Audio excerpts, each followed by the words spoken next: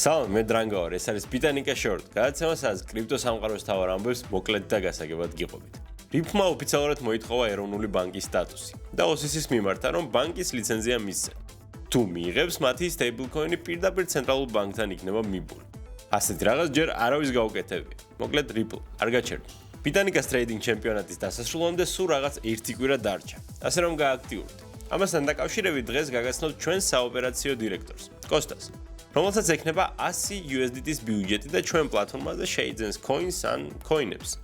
ერთი კვირის შემდეგ ამ თანხას ჩვენ community-ში გავათამაშებთ. სალამი კოსტა. დრანგა სალამი. კოსტა, წესები იცი. როგორ იქნება შენი არჩევანი დღეს?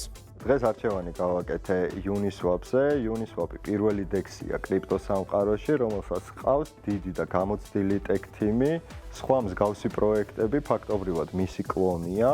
ვაჭრობის თვალსაზრისით, coin-ის ღირებულება 84%-ით არის შემცირებული all-time high-დან, რაც მას საინვესტიციო ძალიან პერსპექტიულს ხდის. სწორედ ამიტომ მთლიანი თანხით შევიძენ ამ coin-ს. მადლობა კოსტა, შევხვდებით ერთ კვირაში. თქვენ კი ადევნეთ თვალი ჩვენს community-ს. პრიზ მან გავათამაშებთ. მოკლედ ეს იყო ბიტანიკა შორტ. გამოიწერეთ ჩვენი page, რომ არ გამოგჩეთ დავარი მოკლედ.